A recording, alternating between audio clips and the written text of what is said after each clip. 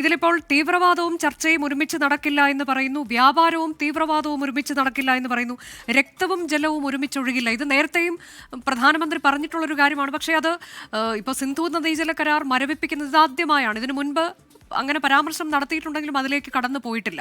ഇപ്പോഴും ഒരു വെടിനിർത്തൽ ധാരണയുണ്ടായിട്ടുണ്ടെങ്കിലും കരാർ മരവിപ്പിക്കുന്നതിൽ നിന്ന് പിന്നാക്കം പോയിട്ടില്ല. വ്യാപാര രംഗത്ത് ഏർപ്പെടുത്തിയിട്ടുള്ള നിയന്ത്രണങ്ങളിൽ നിന്ന് പിന്നാക്കം പോയിട്ടില്ല. മറ്റൊരു തരത്തിലുമുള്ള അവരുമായുള്ള ഇടപാടുകളിൽ നിന്ന് ഇന്ത്യ പിന്നാക്കം പോയിട്ടില്ല. അപ്പോൾ അതൊക്കെ അങ്ങനെ തന്നെ തുടരുമെന്ന നിലപാട് കടുപ്പിക്കുക കൂടിയല്ലേ? അതൊരിക്കൽ കൂടി പ്രധാനമന്ത്രി രാജ്യത്തോട് വ്യക്തമാക്കുകയല്ലേ അച്യുതൻ?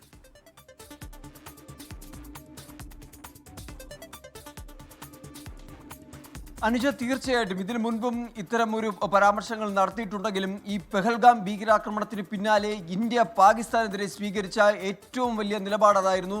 ഇനി സിന്ധു നദീജലം അല്ലെങ്കിൽ സിന്ധു നദിയിൽ നിന്ന് ഒരു തുള്ളി വെള്ളം പാകിസ്ഥാനിലേക്ക് ഒഴുകില്ല, അത് വേണ്ട എന്നൊരു നിലപാടിലേക്ക് ഇന്ത്യ എത്തുന്നു.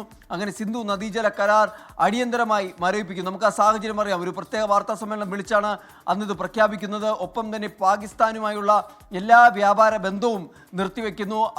ഇറക്കുമതിയും കയറ്റുമതിയും എല്ലാം നിർത്തിവെക്കുന്നു. അതിന് മറ്റു മാർഗങ്ങൾ വഴി എത്തുന്ന പാകിസ്ഥാൻ ഉൽപ്പന്നങ്ങൾക്ക് പോലും രാജ്യം വിലക്ക് ഏർപ്പെടുത്തി അതിനെ പൂർണ്ണമായി നിരോധിക്കുന്ന അവസ്ഥയിലേക്ക് പോയി. അത് തന്നെയാണ് ഈ വരികളിലൂടെ പറയുന്നത്. അതായത് തീവ്രവാദവും ചർച്ചയും ഒരുമിച്ച് നടക്കില്ല. ഒരു വശത്ത് തീവ്രവാദം നടക്കുന്നു, മറുവശത്ത് ചില ചർച്ചകൾ അങ്ങനെ നടക്കില്ല. ഒരു വശത്ത് തീവ്രവാദം നടക്കുമ്പോൾ മറുവശത്ത് വ്യാപാരം നടക്കില്ല.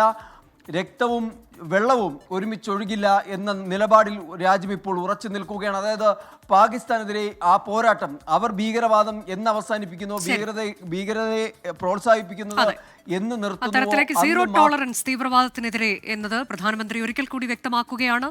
തീവ്രവാദവും ചർച്ചയും തീവ്രവാദവും വ്യാപാരവും ഒന്നും ഒരുമിച്ച് പോകില്ല, രക്തവും വെള്ളവും ഒരുമിച്ചൊഴുകില്ല എന്ന നിലപാട്, ആ നിലപാട് പ്രാവർത്തികമാക്കി കൂടി കാണിക്കുകയാണ് ഓപ്പറേഷൻ സിന്ദൂർ. അതാണ് എന്നും പ്രധാനമന്ത്രി പറഞ്ഞു വയ്ക്കുകയാണ്.